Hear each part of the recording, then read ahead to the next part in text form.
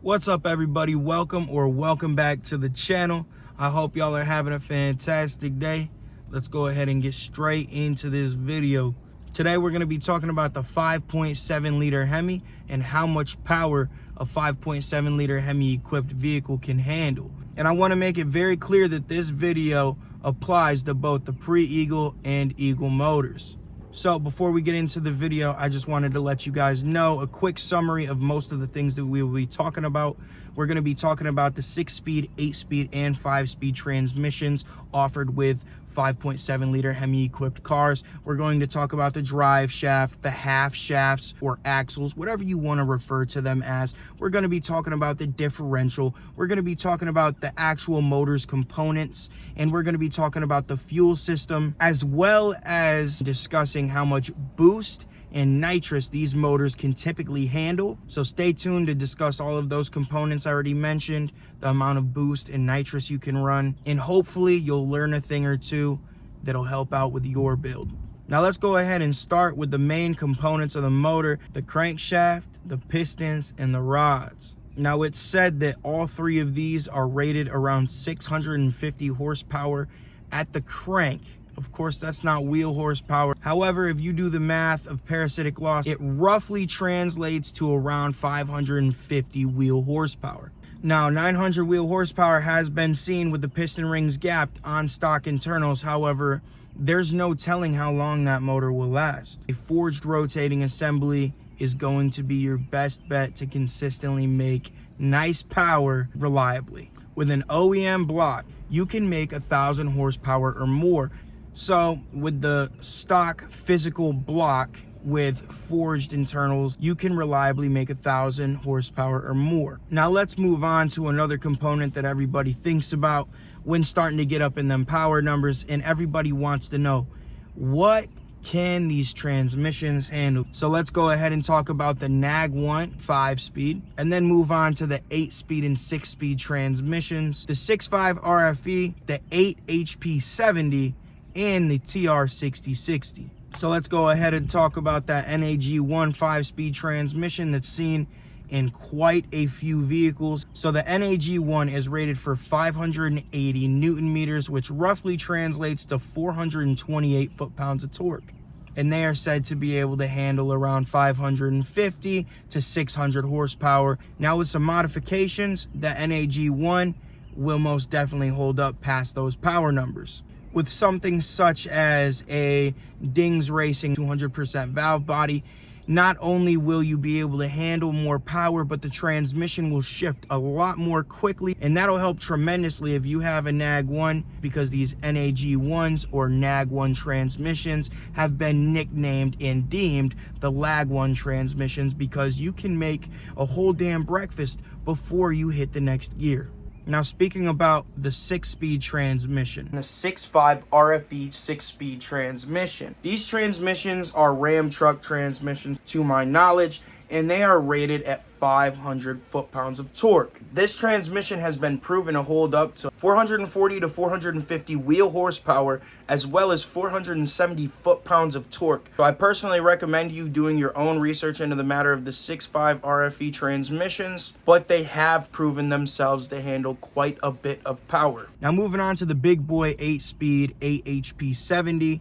These 8 speeds are rated at 516 foot-pounds. Now, further touching on the 8-speed 8 HP70 transmissions. These transmissions are rated up to 510 horsepower and 520 foot-pounds of torque. And don't think I forgot about the TR6060. We all love a good standard transmission. Let's go ahead and discuss the TR6060 further. The TR6060 transmission is rated for up to 650 foot-pounds of torque. And these transmissions are built very strong. They can handle 700 horsepower or more. The rating for your specific TR6060 is going to depend on your vehicle and what rear end you have. However, the clutch used with the TR6060 transmissions in the 5.7 liter HEMI powered vehicles is only good to about 600 horsepower. After 600 horsepower, or right around the 600 horsepower mark, you're going to want to search for an aftermarket solution to consistently lay down that power. Let's go ahead and start talking about differentials.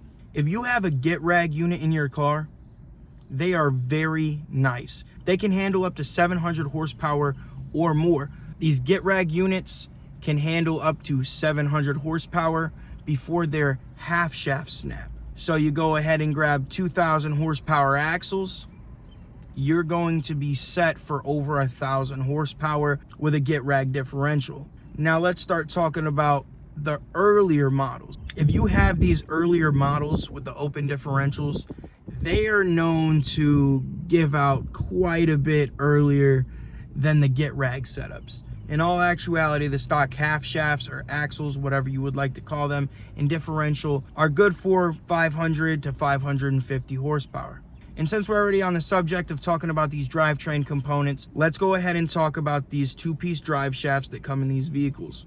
They can handle around up to the 650 horsepower range, but I would more so estimate around 500 to 550 horsepower because we have seen numerous drive shafts on these vehicles give out earlier than 650 horsepower. Now let's move on to another limitation: fueling. This is going to include the injectors. This is going to include the fuel pumps. All of my research indicated that 450 rear wheel horsepower is pretty much what you're going to get out of the stock fuel system before you're maxing out the duty cycle on those injectors. In other words, the injectors will no longer pulse and they'll run wide open, which of course means they are more likely to fail. This is one of those things that you can't really skimp out on. The limitation of fuel can most definitely put a damper on things. The fuel pumps are good for 450 rear wheel horsepower as well. However, some people do run a booster pump and that will allow them to stretch it to about 500 rear wheel horsepower.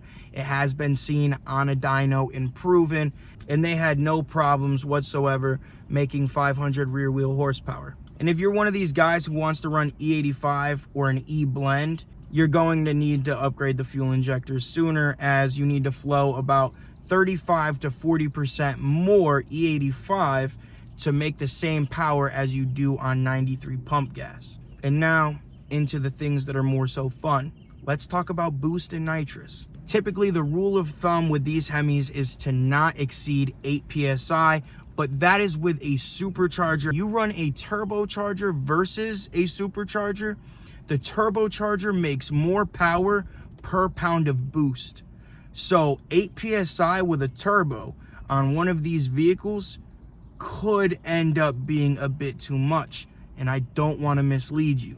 So if you do end up going with a turbo, I would highly recommend that you start at a slightly lower boost level, probably somewhere around the 6 PSI range, and then you can ramp up to 7 or 8 if you would like. And as I mentioned with the superchargers, 8 PSI is the sweet spot to make good power and have it be a reliable setup. Now, some people do end up pushing 10 pounds of boost, but that has led to some issues for some folks, especially when you speak about longevity. Now, moving on to nitrous.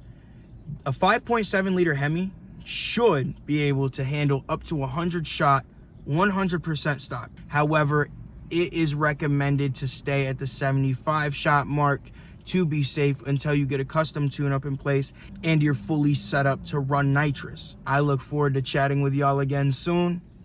I'll see you in the next one.